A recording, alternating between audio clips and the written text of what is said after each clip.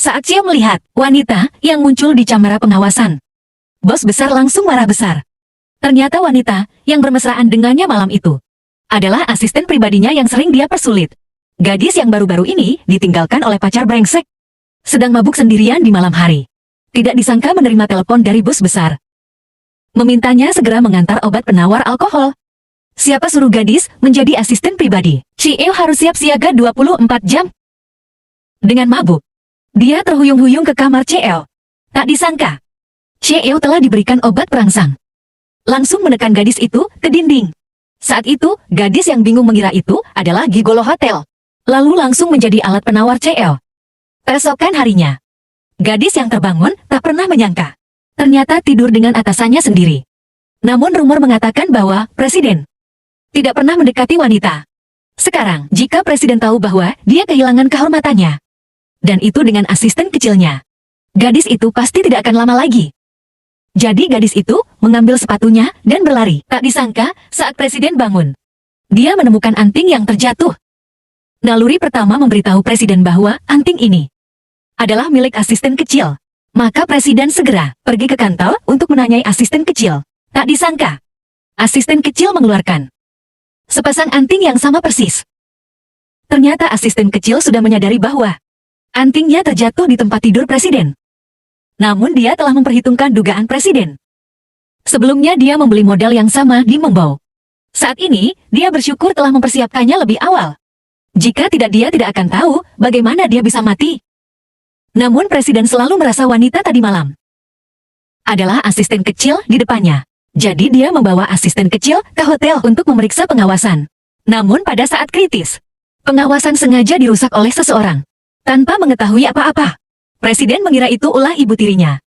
Tidak diketahui bahwa asisten kecil menyuruh teman hacker merusak pemantauan. Segera setelah itu, Presiden menyuruh bawahannya segera memperbaiki video pemantauan. Namun baru sampai di perusahaan, dia sudah didesak menikah oleh ibu tiri yang jahat. Hanya karena ibu tiri ingin menguasai kekayaan warisan ayahnya yang bernilai triliunan. Memaksa Presiden menikahi putrinya sebagai istri. Melihat Presiden tidak setuju, ibu tiri yang jahat langsung ingin memukul orang. Tidak disangka, asisten kecil langsung berdiri di depan. Presiden langsung mengusir ibu tirinya.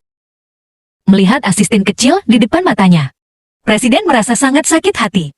Tapi detik berikutnya, dia berpikir, cara untuk membuat ibu tiri tutup mulut adalah menikah lebih awal. Saat ini, dia sudah memiliki kandidat yang tepat dalam pikirannya. Namun menghadapi asisten kecil yang imut dan menarik, sang Presiden tidak bisa mengutarakannya. Tak disangka, setelah jam kerja, asisten kecil malah diganggu oleh pria brengsek. Pada saat genting, sang Presiden turun tangan membantu. Hai guys, ini aku. Berani-beraninya di depan saya menyakiti orang saya. Siapa yang memberimu keberanian? Kamu baik-baik saja? Bagus, pantas saja ingin putus denganku. Selingkuhan. Bilang aku selingkuh. Kamu juga perempuan murahan Suyuan. Jangan gunakan pikiranmu itu untuk menilai orang lain kamu. Riri, jangan kira hanya karena kamu punya pria kaya, kamu bisa lepas dariku. Aku beritahu kamu tidak mungkin. Begitu keras. Apa yang kamu lakukan? Lepaskan aku. Aku adalah putra kedua keluarga Su. Kamu percaya atau tidak? Hanya dengan satu kata dariku, keluarga Sumo akan hilang di Jiangcheng pergi. Tunggu saja aku.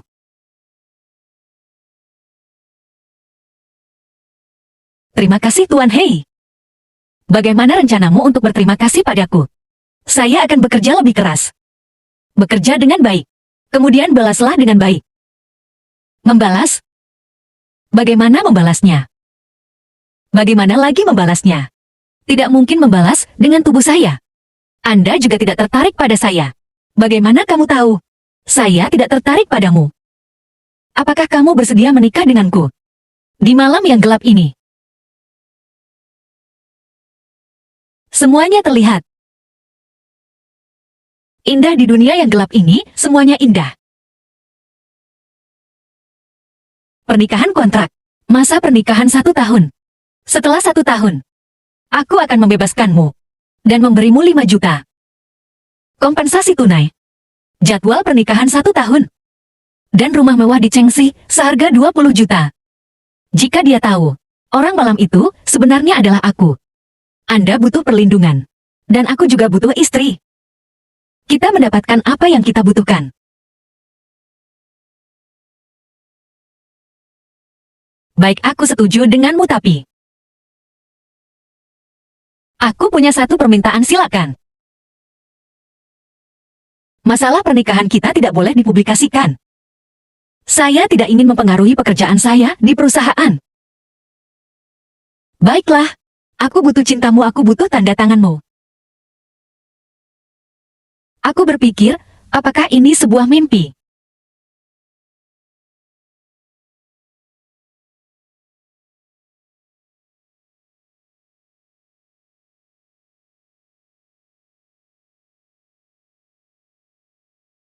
Mari kita berfoto, mendekatlah.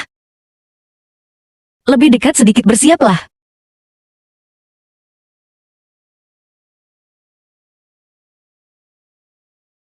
Presiden Hei, ini dari toko cincin terbesar.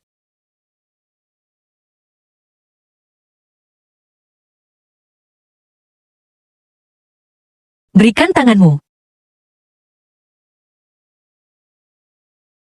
Waktunya terburu-buru. Tidak sempat memesan yang khusus. Untuk sekarang, pakai ini saja dulu. Pak Hei, ini terlalu berharga. Aku tidak bisa menerima ini. Kamu sudah jadi milikku. Ini bukan apa-apa, terimalah. Ayo pergi, kita pulang. Pulang kemana? Sekarang kita itu. Bukankah kita sudah sepakat? Kamu tidak bisa memaksaku. Pikiranmu kemana? 50.000. Ini untuk bulan ini. Uang belanja untukmu tidak termasuk. Ini untuk kompensasi Anda. Begitu banyak. Di rumah panggil saja aku Nanzu. Desain Anda sudah pernah kulihat sebelumnya. Anda sangat berbakat. Di bawah grup Hei, ada perusahaan perhiasan. Jika kamu ingin pindah pekerjaan, aku mendukungmu. Benarkah aku benar-benar bisa menjadi desainer perhiasan? Tentu.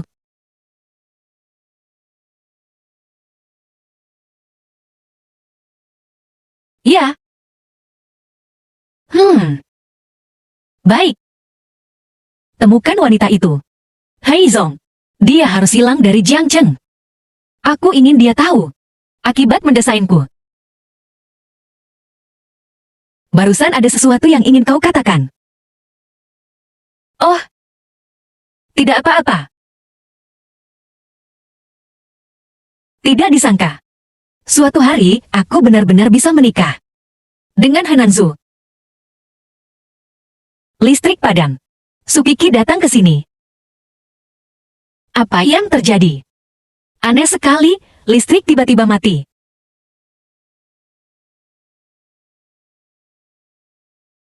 Tuan Hei. Nanzu. Tampaknya listrik di rumah mati, Tuan Hei. Tuan, apa kita tidak terlalu dekat? Jangan pergi.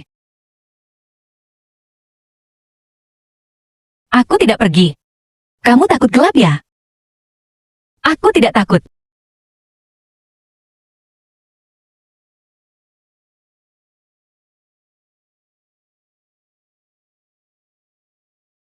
Jangan takut. Ada aku di sini.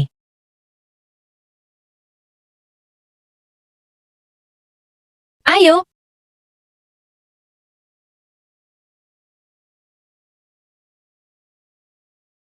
Tenang saja, Tuan. Sebenarnya waktu kecil, aku juga sangat takut gelap. Tidak berani berjalan di malam hari.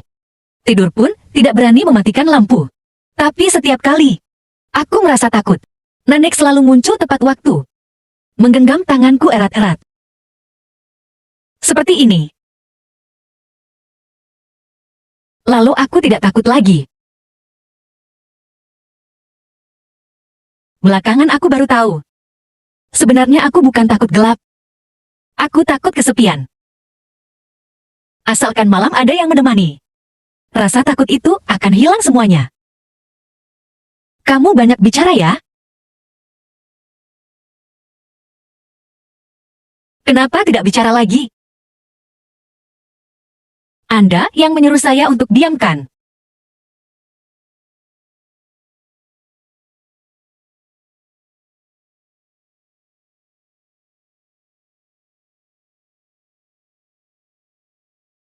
Tiba-tiba lampu menyala. Tuan Hei ada telepon. Saya pergi dulu. Bau di tubuhnya. Kenapa terasa begitu familiar?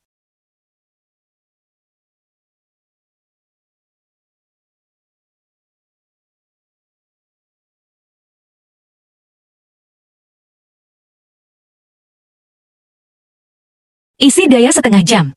Daya tahan 1 bulan. Jika habis baterai, datang saja ke saya. Selalu siap melayani bos.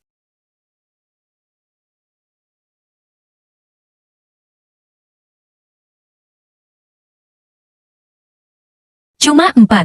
Kenapa tidak bisa mendapatkan taksi?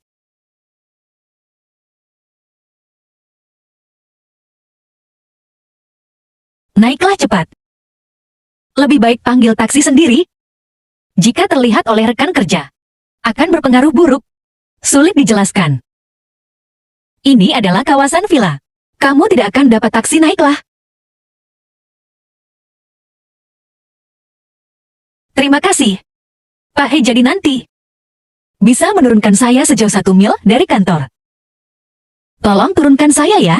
Saya jalan sendiri baik.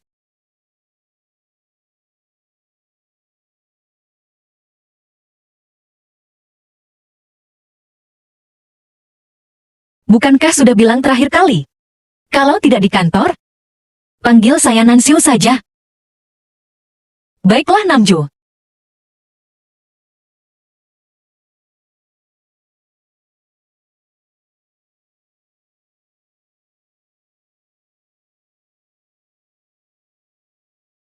Pak Hei, sampai di sini saja. Terima kasih. Apakah Anda biasa menggunakan parfum? Saya tidak pakai parfum. Oh, mungkin saya. Bau sabun mandinya. Bau yang ada di tubuhmu. Dan malam itu, wanita di hotel. Baunya sangat mirip.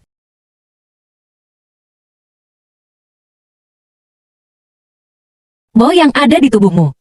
Dan wanita di hotel malam itu. Bau di tubuh. Sangat mirip.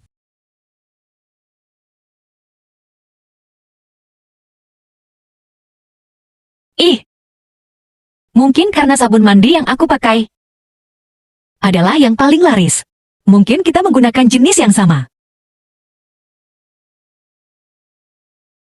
Baiklah. Siapa wanita ini benar? Tidak perlu antar. Tidak perlu.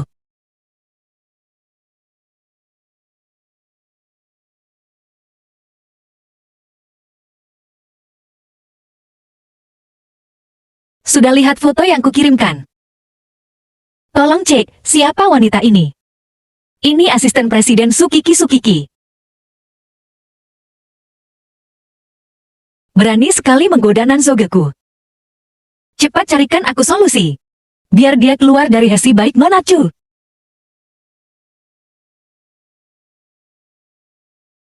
Kalian sudah dengar belum? Putri sulung keluarga Chu, Qiu Wenner baru saja kembali ke negara ini. Dia dan presiden kita adalah teman masa kecil. Dia juga tunangan Presiden Hei. Kali ini kembali. Kemungkinan besar untuk menikah dengan Presiden Hei. Presiden terlalu setia ya? Bertahun-tahun menjaga kesetiaan. Apa mungkin dia menunggu Nona Chu kembali ke negara? Jadi Nona Chu tidak akan menjadi nyonya besar masa depan kita. Saya harus segera pergi. Berpegang pada Miss Chu. Kenapa kamu tertawa?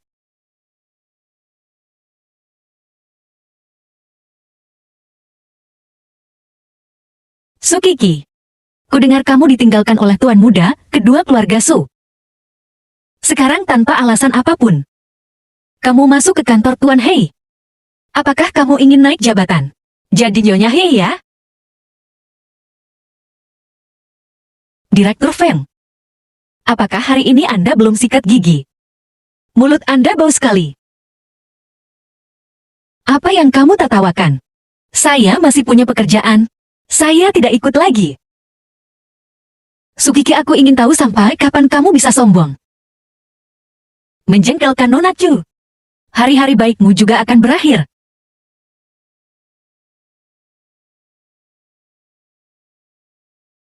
Kak Nanzo. Kenapa kamu datang? Aku sudah kembali. Begitu lama kamu tidak datang mencariku. Tapi aku bisa datang mencarimu. Apakah kamu lupa makan siang lagi? Aku dengan sengaja membuatkan makan siang untukmu. Niu suka. Saya sedang sibuk kerja. Saya sedang tidak lapar. Maaf Nona Jo. Bawa pulang saja makanannya.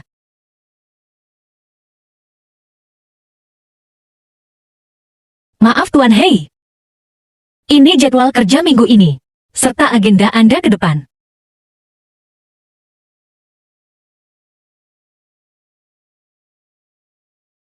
Hei, tolong ambilkan itu. Tolong ambilkan tutupnya. Bisa bantu saya? Kamu pantas sekali sebagai pekerja. Baik Nona.